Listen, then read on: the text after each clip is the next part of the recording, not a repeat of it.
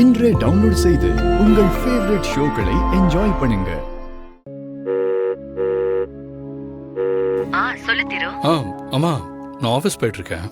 ஆஃபீஸ்ல இருந்து வர்றதுக்கு கொஞ்சம் லேட் ஆகும். லேட்டுனா எவ்வளவு நேரம் ஆகும்பா? கொஞ்சம் ஒர்க் இருக்குமா.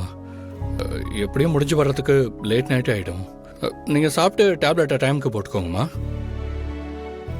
மகாகிட்ட டயத்துக்கு டேப்லெட்டை கொடுக்க சொல்லுங்க. அது மட்டும் இல்லாமல் நான் வர்ற வரைக்கும் தயவு செஞ்சு எனக்காக வெயிட் பண்ணாதீங்க. சீக்கிரம் தூங்குங்கம்மா.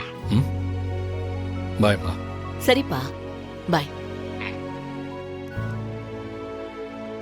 அம்மா வந்துட்டீங்களா? நான் கிச்சன்ல வேலையா இருந்தேன். அப்புறம் கோவில்ல நல்லபடியா சடங்கெல்லாம் முடிஞ்சதாம்மா? நீங்க உப்பு மாத்திரை சடங்குல கலந்துக்கிட்டீங்களாம்மா? உட்காரு. ஏய், எனக்கு எல்லாம் தெரியும். நீ தானே திருவுக்கு போன் பண்ணி சொன்ன.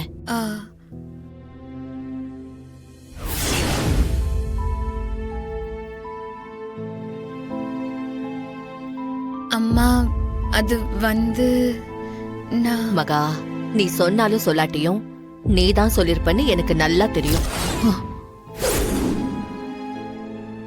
அம்மா என்ன மன்னிச்சிருங்க. எனக்கு வேற வழி தெரியல. நீங்க கோவில்ல கண் கலங்கி உட்கார்ந்து இருந்தத என்னால பார்க்க முடியல. ஏதாவது பண்ணி உங்களை அந்த சடங்குல கலந்துக்க வைக்கணும்னு என் மனசு சொல்லிக்கிட்டே இருந்துச்சு. அம்மா, அவரு உங்க பையன்மா. இந்த உலகத்துல அவர்கிட்ட எல்லா உரிமையும் இருக்கிற ஆள் நீங்க தான். அப்படிப்பட்ட நீங்க இல்லாம அந்த சடங்கு நடக்க கூடாதுன்னு நினைச்சேன். அதனாலதான் அந்த அம்மன் மேல பாரத்தை போட்டு நான் சாருக்கு கால் பண்ணி பேசிட்டேன்.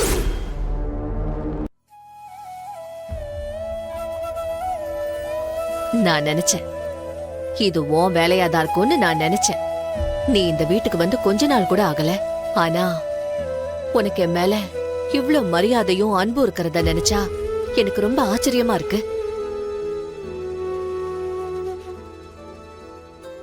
அந்த சடங்குல மட்டும் நீங்க கலந்துக்காம போயிருந்தா அவர் மனசு எவ்வளவு கஷ்டப்பட்டிருக்கும்.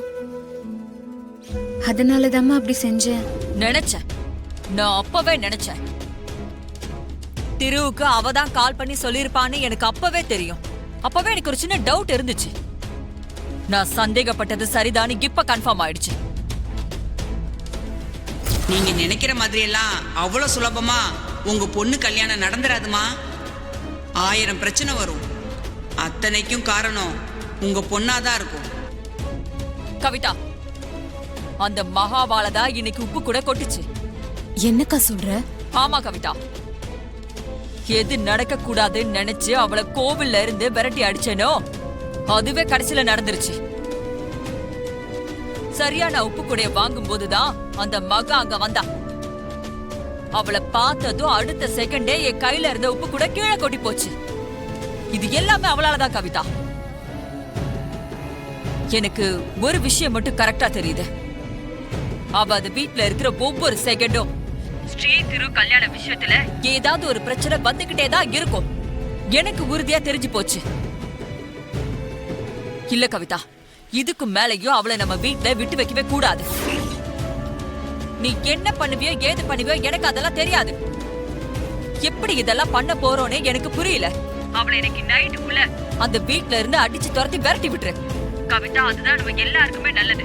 உனக்கு நான் சொல்றது புரியும் நினைக்கிறேன். நீ சொல்ற விஷயம் எனக்கு நல்லாவே புரியுதுக்கா. அவளை இந்த வீட்டை விட்டு அனுப்ப வேண்டியது என்னோட பொறுப்பு.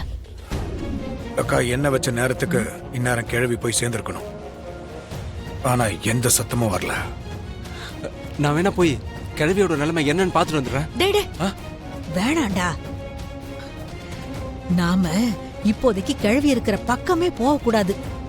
அப்புறம் தேவையில்லாம சந்தேகம் வரும்.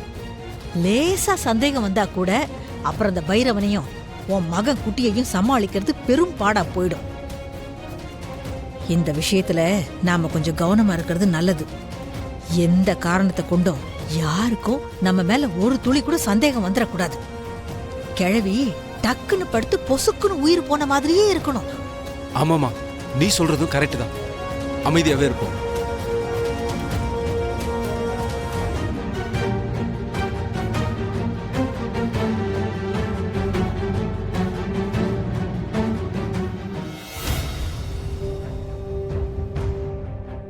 அத்தை பாட்டி கிழவி பாட்டி அத்தை பாட்டி கிழவி கூப்பிடுறாங்கல்ல.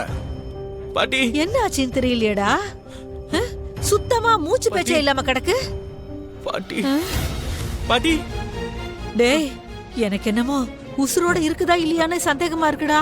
ஏமா உன் வாயில நல்ல வார்த்தையே வராதா? பாட்டிக்கு அப்படிலாம் ஒண்ணும் ஆகாது. டேய் சும்மா இருடா. நெருப்பு நான் வாயை சுட்டுடுமா? நான் சொல்லலாம் எதுவும் ஆக போறது இல்லடா. உன் பாட்டிக்கு லட்சுமியை நினைச்சுதான் பேசணும். அதனாலதான் இப்படி கிடக்குது. லக்ஷ்மிய ஊர் பேர் தெரியாதவனுக்கு கட்டி கொடுத்துட்டோம். அவளுக்கு என்ன ஆச்சோ ஏதாச்சோன்னு தெரியாம வருத்தத்துல இப்படி ஆயிடுச்சுடா. அதெல்லாம் ஒண்ணும் இல்ல. பாட்டியை உடனே ஆஸ்பத்திரி கொண்டு போகணும். என்னடா பேசுற? எனக்கு தெரிஞ்சு ஆஸ்பத்திரி கூட்டிட்டு போறதுல எந்த பிரயோஜனமும் இல்லைன்னு தான் நினைக்கிறேன். நீயே பாக்குறல்ல மூச்சு பேச்சு இல்லாம கிடக்குது. டேய் கடைசி நேரத்துல இத நல்லபடியா அனுப்பி வைக்கணும்டா. அங்க இங்கன்னு அலக்கழிச்சு கஷ்டப்படுத்த கூடாதுடா. அம்மா வாயை மூடுமா. எல்லாத்துக்கும் காரணம் நீதான். அடி சேர்ப்பால நான் என்னடா பண்ண? நீ என்ன பண்ணல? பாட்டி போகும்போது வரும்போதும் தேவையில்லாம பேசி சண்டை போட்டு வம்பிழுத்து அதை இந்த நிலைமைக்கு ஆளாக்கி வச்சிருக்க. என்னடா பேசுற நீ? அம்மா கிட்ட பேசுறேன்னு மறந்துட்டு பேசுற. சும்மா இருங்க பாட்டி.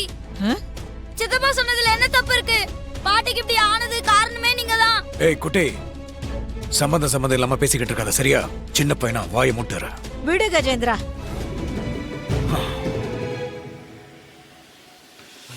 இது என்னக்கா புது பிரச்சனையா இருக்க? என்ன பிரச்சனை? பைரவன் மறுத்து வச்சு கூட்டு வந்து காட்டுறான்னு சொல்லிக்கிட்டு இருக்கான். கூட்டு வந்து காட்டட்டும். காட்டுனா என்ன? என்னக்கா புரியாம பேசிக்கிட்டு இருக்க? மறுத்து வச்சு என்ன MBBS படிச்ச டாக்டரா?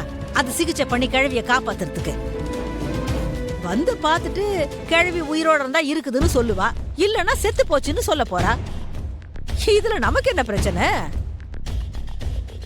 கிழவி செத்தாலும் லக்ஷ்மி வருவா, சீரியஸா இருந்தாலும் லக்ஷ்மி வருவா. டேய் குட்டி, நம்ம 2 பேரும் இங்க வந்தத யாரும் பார்க்கலல்ல? இல்ல சித்தப்பா. டேய் குட்டி, நம்ம வீட்டாளுங்க நம்ம நினைச்சதை விட ரொம்ப மோசமா இருக்காங்கடா. இவங்க நினைச்ச மாதிரி காரியம் நடக்க எந்த எல்லைக்கும் போவாங்கடா. நீ சொன்னதும் சரிதான். இவங்க எல்லாரும் சேர்ந்து திட்டம் போட்டுதான் பாட்டியை என்னமோ பண்ணிருக்காங்க.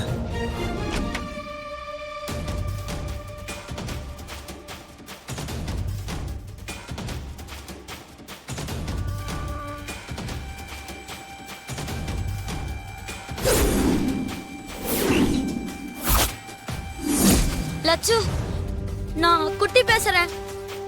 எங்க பாட்டி ரொம்ப சீரியஸ் ஆயிடுச்சு. மூச்சு பேச்சு இல்லாம கிடக்குது லட்சு. எங்களுக்கு என்ன பண்றதுன்னே தெரியல.